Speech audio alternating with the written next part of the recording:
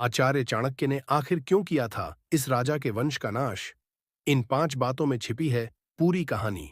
आचार्य चाणक्य ने अपनी कूटनीतियों के दम पर एक साधारण के बालक चंद्रगुप्त को सम्राट बना दिया, साथ ही एक राजा के पूरे वंश का ही नाश कर दिया।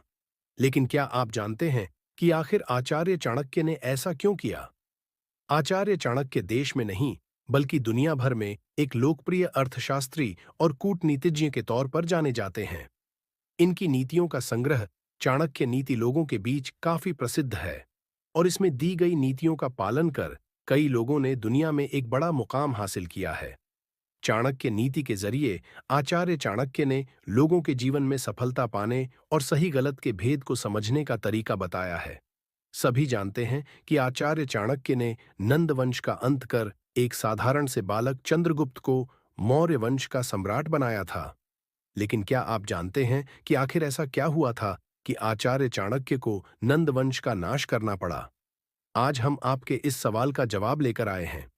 आचार्य चाणक्य को कौटिल्य नाम से भी जाना जाता है, और वह चंद्रगुप्त मौर्य के महामंत्री थे। उनका जन्म एक ब्राह्मण परिवार में हुआ था, और उनका असली नाम विष्णुगुप्त था। आचार्य चाणक्य का गोत्र कौटिल था, और इसलिए उनका नाम कौटिल्य भी पड़ गया। आचार्य चाणक्य को लगभग हर विषय की जानकारी थी, और खगोल विज्ञान का तो पूरा ज्ञान था। यहां तक कि उन्होंने समुद्र शास्त्र में ही महारत हासिल की थी, और व्यक्ति के चेहरे व हाव भाव को देखकर उसका व्यक्तित्व बता देते थे। अपने ज्ञान के दम पर आचार्य चाणक्य मगध साम्राज्य में न्यायालय विद्वान बने।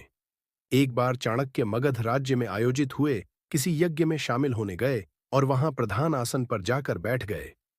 नंद वंश के राजा धनानंद ने आसन पर बैठे चाणक्य की वेशभूषा देखकर उसका अपमान किया और आसन से उठने का आदेश दिया। भरी सभी में हुए इस अपमान से क्रोधित होकर चाणक्य ने अपनी छोटी खोल दी और कसम खाई कि जब तक मैं नंद वंश का नाश नहीं करूंगा, तब तक छोटी नहीं बांधूंगा। बस अपने इस अपमान का बदला लेने के लिए ही चाणक्य ने नंद वंश का नाश करने के लिए नीतियां बनाईं। अपनी प्रतिज्ञा पूरी करने के लिए चाणक्य ने एक साधारण के बालक चंद्रगुप्त को शिक्षा दीक्षा दी और मौर्य वंश की स्थापना की। फिर उसे बच्चे को मौर्य वंश का सम्राट बनाकर गद्दी पर बैठाया। इस दौरान चाणक्य अपने अपमान का बदला लेने के लिए नई नई नीतियां बनाने लगे और पोरस समेत कई राजाओं को अपने साथ मिला लिया। कई देश के राजाओं को साथ मिलाकर चाणक्य ने नंद वंश के राजा घनानंद पर आक्रमण कर दिया, जीत हासिल की। आचार्य चाणक्य का मानना है कि यदि आप अपने दुश्मन को हराना चाहते हैं तो कभी भी उसकी बात पर गुस्सा न हो, बल्कि मुस्कुरा वहां से निकल जाएं और फिर ठंडे दिमाग के साथ रणनीति तैयार करें।